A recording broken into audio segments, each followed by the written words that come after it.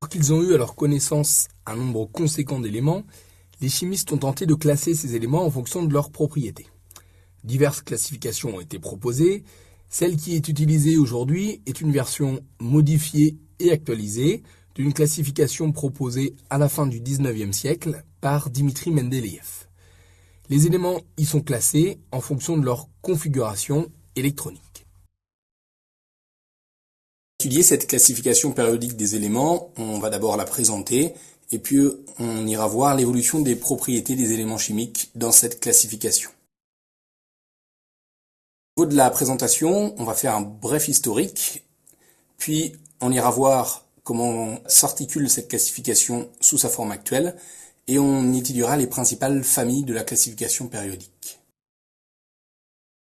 Pour ce qui est de l'histoire de la classification périodique des éléments, comme je l'ai dit en introduction, c'est une classification qui a été proposée par Mendeleïev vers 1870. Il a classé par masse atomique croissante les 63 éléments qu'on connaissait à l'époque. L'idée de Mendeleïev, ça a été d'inverser certains éléments de manière à placer en colonne les éléments aux propriétés chimiques voisines. Par exemple, il lui fallait inverser, selon son classement par masse atomique croissante, l'iode et le tellure pour que l'iode se retrouve dans une colonne où il avait des propriétés chimiques analogues aux éléments qui étaient au-dessus de lui. L'autre idée de Mendeleïev, ça a été de prévoir certaines propriétés de cases vides. En fait, il a prédit les propriétés que devraient avoir les éléments, encore inconnus, qui occuperaient ces cases. Le modèle a été validé par la découverte du gallium en 1875. Le gallium avait des propriétés chimiques analogues à celles de l'aluminium et ces propriétés correspondaient très exactement à celles prévues par Dimitri Mendeleïev pour un élément de telle masse atomique. En 1886, pareil avec le germanium. Donc ces deux découvertes ont validé le classement selon Mendeleïev.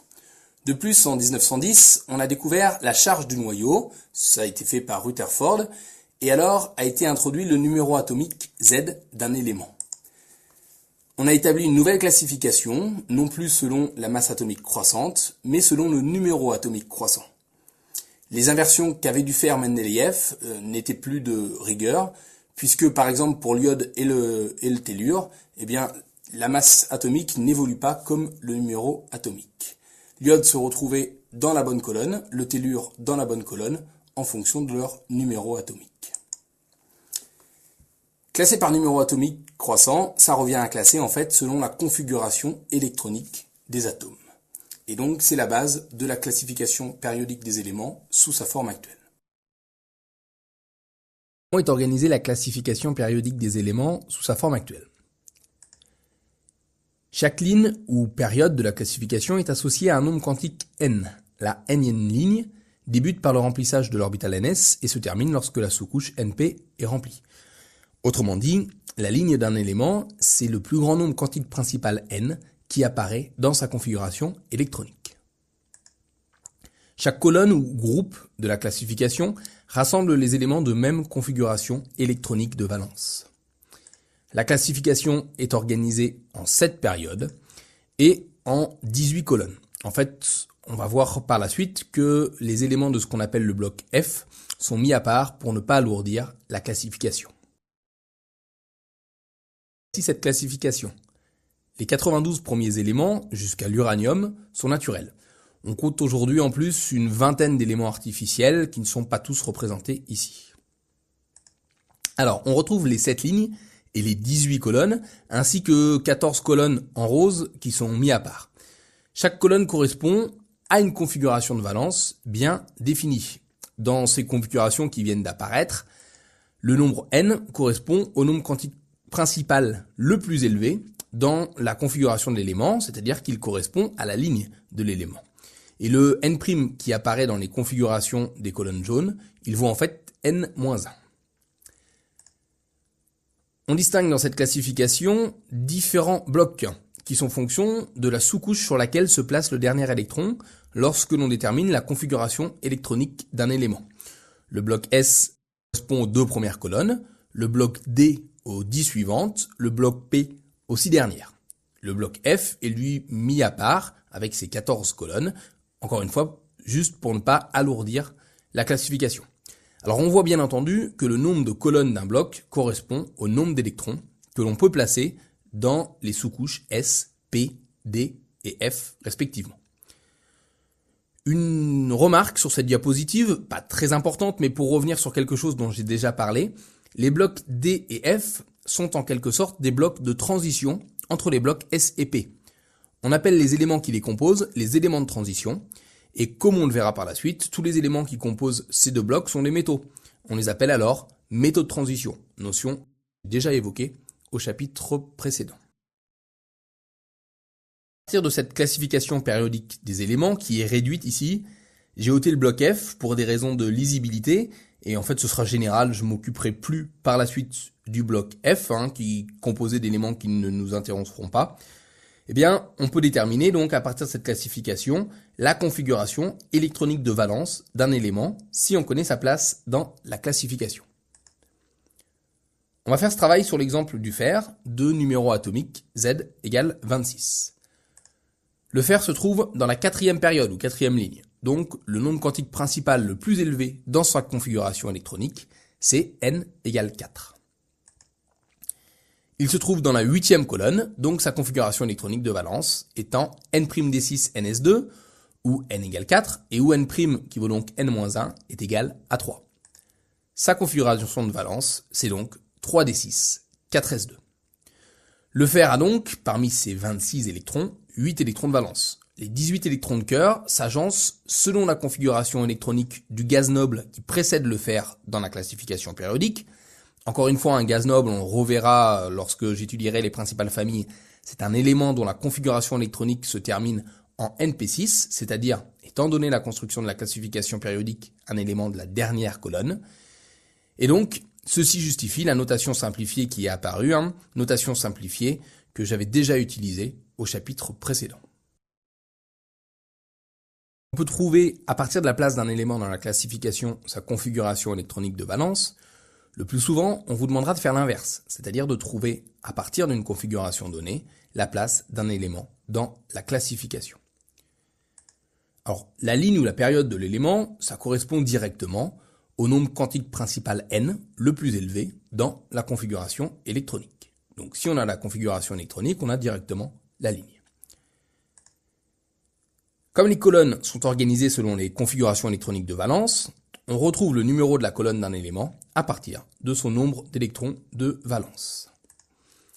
Pour des éléments du bloc S, le nombre d'électrons de valence, que je note grand N indice V, donne la colonne.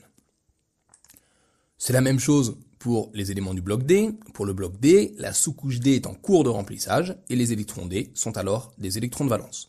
Alors, une remarque, on peut discuter sur la 12e colonne de la classification, qui est la dernière du bloc D, c'est-à-dire celle des éléments de configuration de valence en N-1 D10 NS2. Si on applique de manière stricte la définition des électrons de valence, le dernier électron à placer saturant la sous-couche D, on ne devrait compter que 2 électrons de valence. Mais on peut aussi considérer que tant qu'on n'est pas passé au bloc P, les électrons D peuvent être considérés comme des électrons de valence et que les éléments de la 12e colonne ont 12 électrons de valence. Alors, on ne vous demandera bien entendu pas de trancher entre ces deux approches et on ne vous demandera pas, par exemple, de donner le nombre d'électrons de valence d'un élément de cette 12e colonne. Alors, pour les éléments du bloc P maintenant, la colonne, c'est le nombre d'électrons de valence plus 10. L'origine de ce plus 10, c'est lié à la présence du trou de 10 colonnes pour les premières périodes, du fait de la non-existence des sous-couches 1D et 2D, et puis c'est lié au fait, à partir de la 4e période, que cette fois, les 10 électrons D de la configuration externe ne sont jamais comptés dans les électrons de valence pour les éléments du bloc P, parce que la sous-couche est complète. Donc je rappelle, pour compréhension, même si je ne vous demande pas de savoir ce que sont des électrons externes, que ce sont ceux au-delà du gaz noble qui précède l'élément dans la classification périodique. Dans la classification périodique, il n'y a pas d'évolution prévisible des propriétés avec Z. Par exemple, le fluor de numéro atomique 9 est extrêmement réactif, alors que l'élément qui le suit dans la classification, le néon, avec Z égale 10, est lui inerte. Les propriétés chimiques sont par contre analogues dans une colonne, et ceci provient du fait que dans une colonne, la configuration de valence est la même, et que, comme on l'a déjà mentionné, les électrons de valence sont ceux responsables des propriétés des éléments. Alors une petite remarque sur l'hélium. L'hélium, c'est l'élément de numéro atomique 2, et donc il est de configuration électronique 1s2. Il devrait appartenir au bloc S. L'hélium est pourtant classé dans le bloc P, du fait de propriétés chimiques strictement analogues aux éléments de la dernière colonne. Dernière généralité sur la classification périodique des éléments, avant d'aller regarder de plus près quelques colonnes remarquables. Alors sur cette diapositive, je vais donner beaucoup d'informations qui releveront plus de votre culture scientifique que de choses que l'on exigera de vous au concours, mais ça facilitera mon propos par la suite avec les choses que je vais mettre en place ici. Alors, ce que j'ai représenté ici, ce n'est plus la classification périodique des éléments. J'ai remplacé les éléments par leur corps simple le plus stable, à température ambiante et sous une pression atmosphérique classique. Alors, qu'est-ce qu'un corps simple? Un corps simple, c'est un corps qui n'est composé que d'un seul type d'atome. Les corps simples associés aux éléments chimiques peuvent être monoatomiques. Donc, je cite ici l'exemple du fer ou de l'hélium. Alors, je cite le cas du fer, mais plus généralement, tous les métaux qui sont représentés en gris dans les cases grisées sur cette diapositive sont monoatomiques. Les métaux, sans que vous ayez à connaître cette définition, ce sont des corps simples qui possèdent des propriétés optiques, électriques et thermiques particulières. Propriétés optiques, c'est leur éclat métallique. Électrique et thermique, c'est le fait qu'ils soient conducteurs à la fois d'électricité, à la fois de chaleur.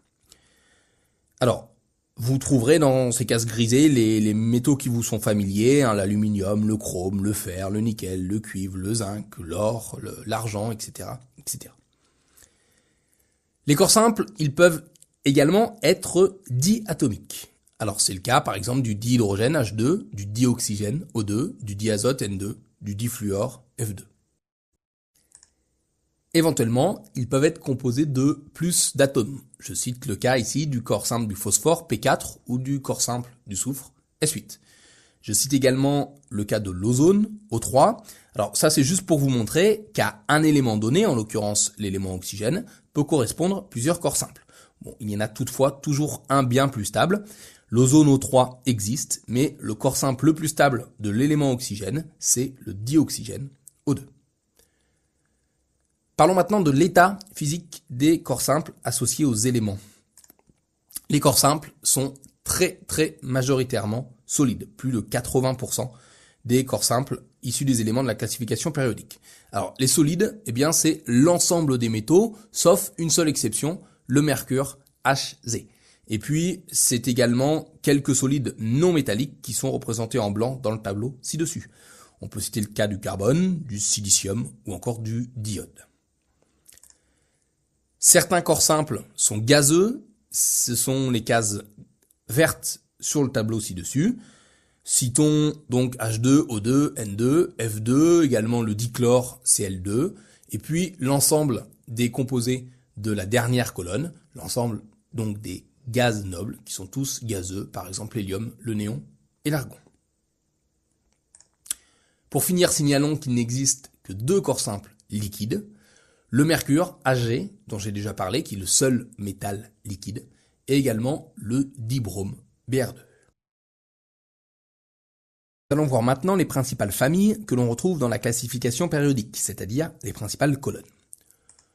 On va commencer par les familles du bloc P et par la 18e colonne, c'est-à-dire la dernière colonne de la classification.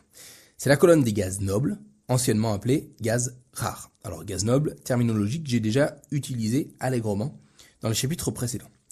Je rappelle pour cette colonne la position remarquable de l'hélium, qui malgré sa configuration est considéré comme un gaz noble.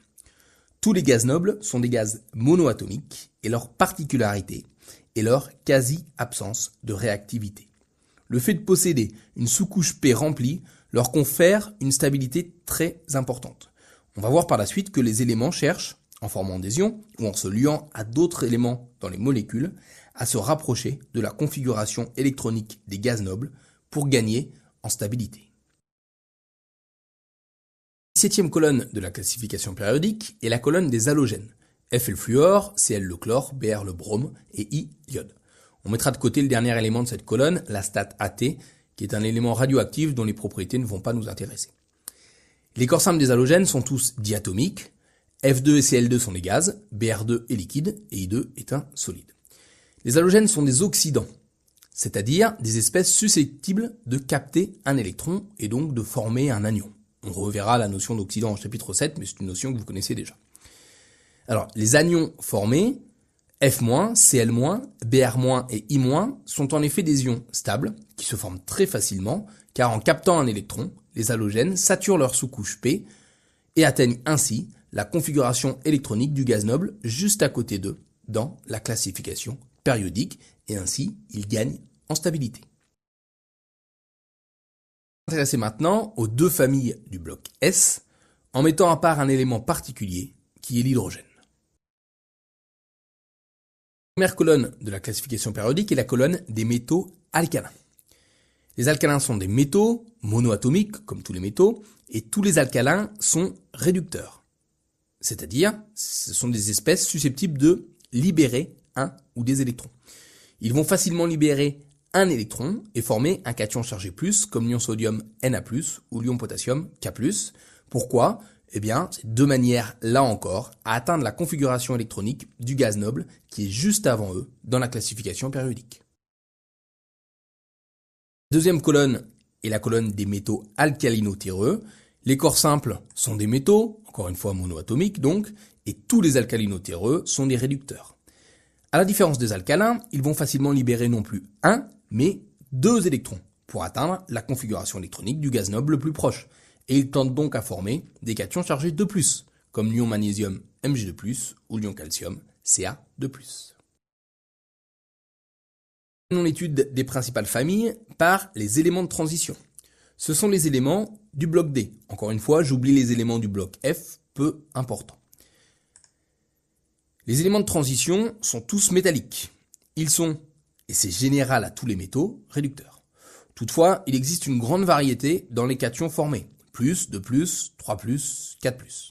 Et chaque élément peut conduire à plusieurs stables. On a déjà d'ailleurs évoqué le cas du fer et de ses ions Fe2+, et Fe3+.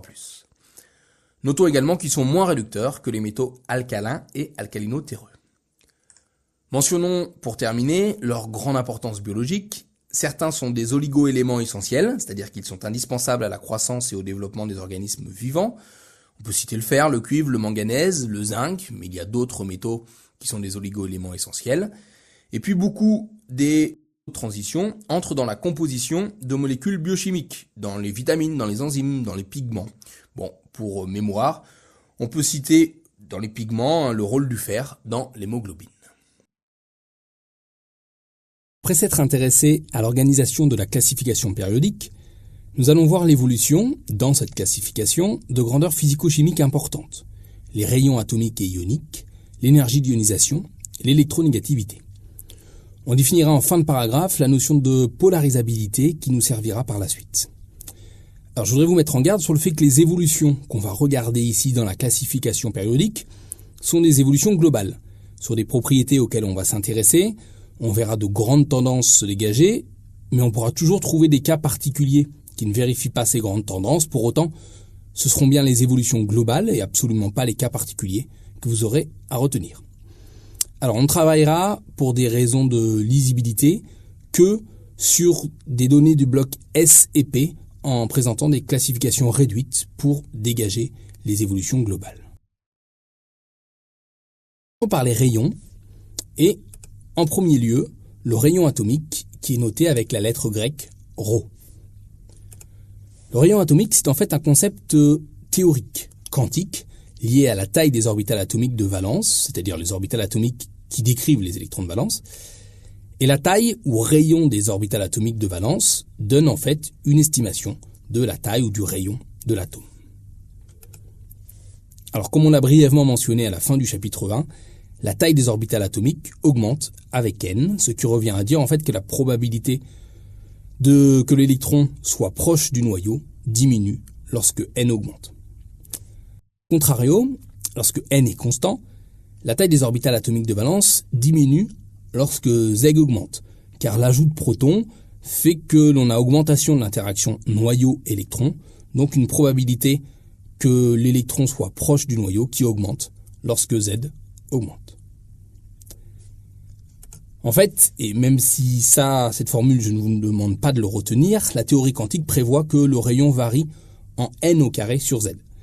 terme prépondérant dans l'évolution de ρ est le terme n au carré, et lorsque n est constant, le terme en 1 sur z régit l'évolution du rayon atomique ρ.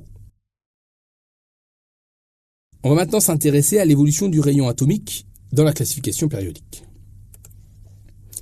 Alors on peut étudier cette évolution à partir d'une classification réduite ou d'un graphique présentant l'évolution du rayon atomique en fonction du numéro atomique Z de l'élément. Les grandeurs reportées ici sont les grandeurs calculées par la théorie quantique, exprimées en picomètres. Dans une colonne, le rayon augmente de haut en bas. En effet, dans une même colonne, à chaque fois que l'on change de ligne, donc de période, n augmente de 1 unité d'après le principe de construction de la classification périodique. Et si n augmente, le rayon des orbitales de valence, donc le rayon atomique, augmente. Dans une période maintenant, on voit que le rayon atomique augmente de droite à gauche, c'est-à-dire que de gauche à droite, il diminue. Alors de gauche à droite dans une période, le nombre d'électrons externes augmente, et pourtant le rayon diminue. Donc je vous mets en garde, pensez qu'un atome qui possède plus d'électrons qu'un autre possède nécessairement un rayon plus grand, c'est une idée fausse. Ici, quand on se promène de gauche à droite sur une période, en même temps que le nombre d'électrons augmente, le nombre de protons augmente. Les électrons ajoutés viennent peupler des orbitales atomiques de valence de même nombre quantique principal n, puisqu'on reste sur la même ligne de la classification. Donc en fait, l'ajout d'électrons n'induit pas une augmentation considérable de la taille des orbitales atomiques de valence, alors que l'augmentation de Z, donc du nombre de protons, participe, comme j'ai déjà évoqué, à la diminution de la taille de l'atome. Notons également, et cela se voit bien sur le graphique représentant le rayon atomique en fonction de Z, qu'il se produit une rupture dans l'évolution du rayon atomique lorsque l'on passe d'un gaz noble à l'élément alcalin suivant. Le néon Ne et le sodium Na, par exemple, ne diffèrent que par un électron et un proton. Et pourtant, l'atome de sodium est environ 6 fois plus gros que l'atome de néon. Alors ceci est à relier au fait que l'électron de valence du sodium est décrit par une orbitale atomique 3s beaucoup plus diffuse que les orbitales atomiques de valence 2p du néon. L'unique électron de valence du sodium, en fait, se situe très probablement beaucoup plus loin du noyau que les électrons de valence du néon. Alors en conclusion de cette diapositive, je vous demande de retenir que le rayon atomique augmente dans une colonne de haut en bas et dans une période de droite à gauche. Passons-nous maintenant aux rayons ioniques. Les rayons ioniques sont des grandeurs expérimentales, mais que l'on peut systématiquement comparer aux rayons atomiques du même élément. Le rayon d'un anion est nécessairement plus gros que celui de l'atome neutre qui lui correspond. On peut interpréter cela juste par le fait que l'on ajoute un ou deux électrons, et ceci nécessairement à Z, donc un nombre de protons constant, puisqu'on parle du même élément. Ce n'est pas en contradiction avec ce que je vous ai dit diapositive précédente, car j'insiste, l'ajout d'électrons ici se fait à nombre de protons constant. Le rayon d'un cation est nécessairement plus petit que celui de l'atome neutre qui lui correspond, et cela s'interprète par le fait que l'on enlève un ou des électrons, ici encore à Z constant, donc un nombre de protons constant, puisqu'on parle du même élément. Ceci peut se visualiser avec ce type de schéma, sur lequel la taille de quelques anions et de quelques cations sont comparées à l'atome qui leur correspond. Alors on observe également, à l'aide de ce schéma, que les anions qui sont représentés ici en bleu sont en général plus gros que les cations qui sont représentés ici en rose. Pour les éléments pouvant former plusieurs cations, comme ici pour les métaux de transition, prenons par exemple l'exemple du fer, eh bien on s'aperçoit que plus on enlève d'électrons et plus le cation est petit. Donc ici sont donnés pour le fer l'ion Fe2+, et l'ion Fe3+, le rayon atomique et les rayons ioniques en picomètres. Et donc on voit bien que nécessairement les cations sont plus petits que l'atome de fer. Et on voit également que l'ion Fe3+, est plus petit que l'ion Fe2+, et ceci c'est une règle générale. L'énergie d'ionisation maintenant, et avant d'étudier son évolution, commençons par donner sa définition. L'énergie d'ionisation, notée EI, qui est parfois appelée potentiel d'ionisation, c'est l'énergie minimale à fournir pour arracher un électron à un atome à l'état gazeux dans son état fondamental. C'est donc l'énergie minimale à fournir pour effectuer la transformation de l'atome A sous sa forme gazeuse en son cation A+, sous sa forme gazeuse. On parle parfois d'énergie de première ionisation, car on définit également des énergies de deuxième, troisième, etc. ionisation. L'énergie de deuxième ionisation, c'est l'énergie minimale à fournir pour arracher un deuxième électron, c'est-à-dire pour arracher un électron à A+ gazeux. Et l'énergie de troisième ionisation, c'est l'énergie minimale à fournir pour arracher un troisième électron, c'est-à-dire pour arracher un électron à A2+ gazeux. Maintenant s'intéresser à l'évolution de l'énergie d'ionisation dans la classification périodique en se servant encore une fois d'une classification réduite et puis également d'un graphique présentant l'évolution de l'énergie d'ionisation en fonction du numéro atomique Z de l'élément. On observe, à partir des valeurs expérimentales exprimées ici en électronvolts, que globalement l'énergie d'ionisation augmente de bas en haut dans une colonne de la classification périodique, et également qu'elle augmente de gauche à droite dans une période, donc dans une ligne. Et c'est cette évolution globale qu'on retiendra pour l'énergie d'ionisation. Bon, l'interprétation est assez simple une fois qu'on a étudié le cas de rayon atomique, puisque plus un électron est éloigné du noyau, et plus il est facile à arracher, parce qu'il est moins lié au noyau.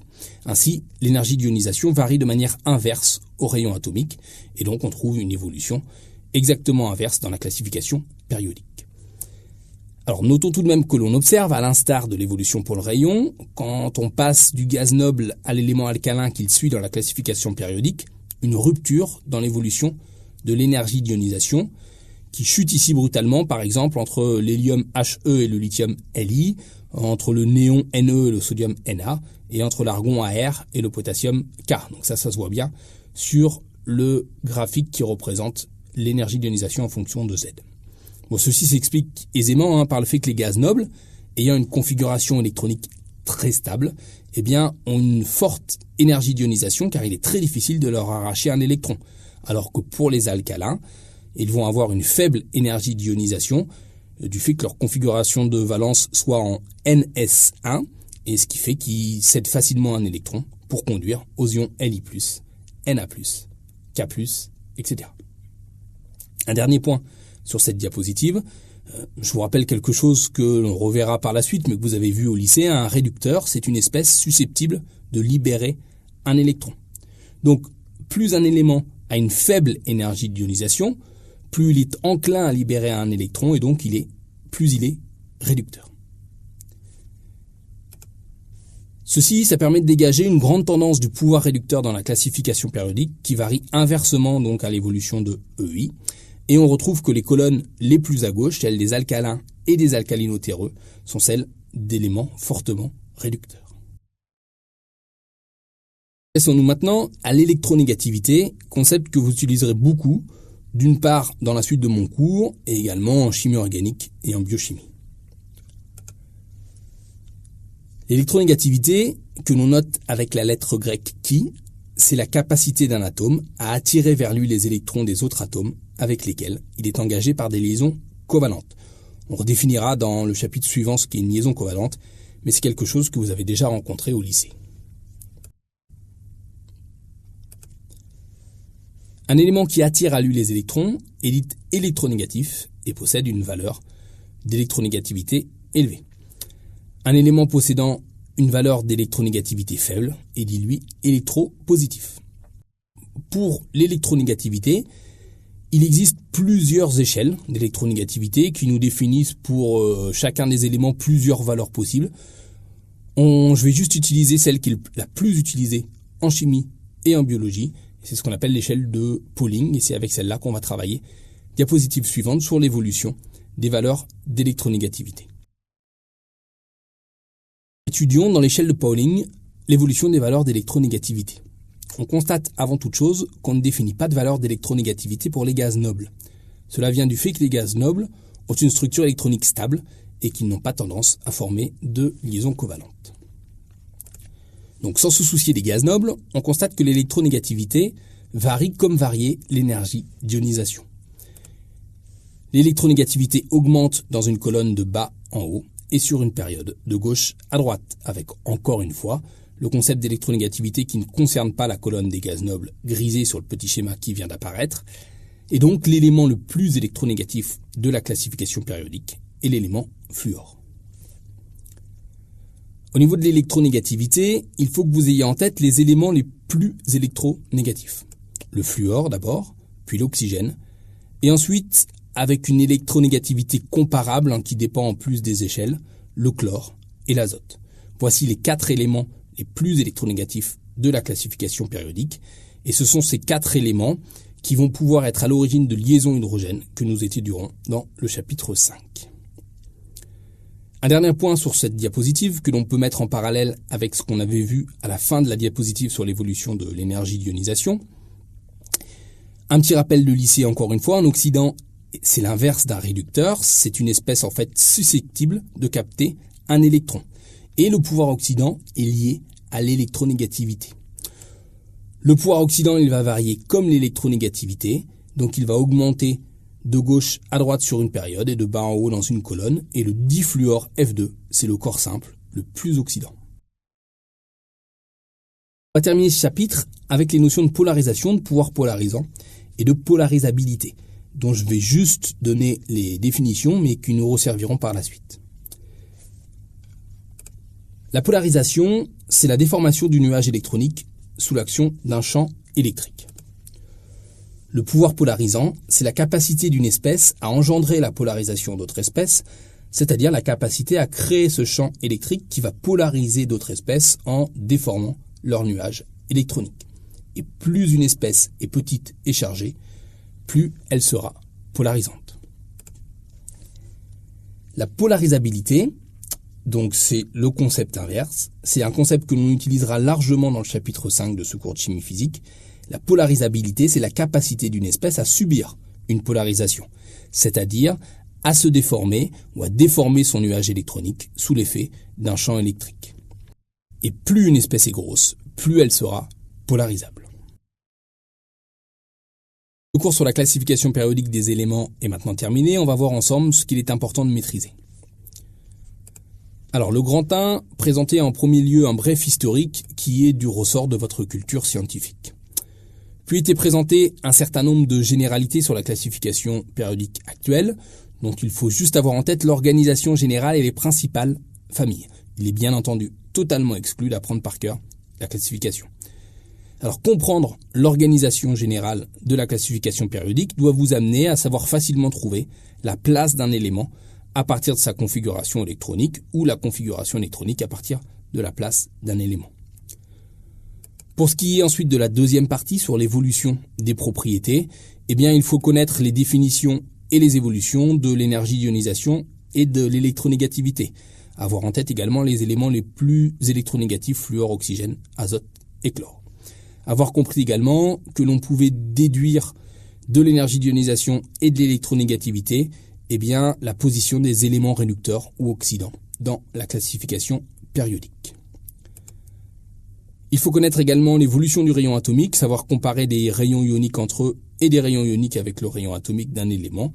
Et il faut, pour finir, avoir en tête les définitions du pouvoir polarisant et de la polarisabilité et leur lien avec la taille et la charge d'une espèce.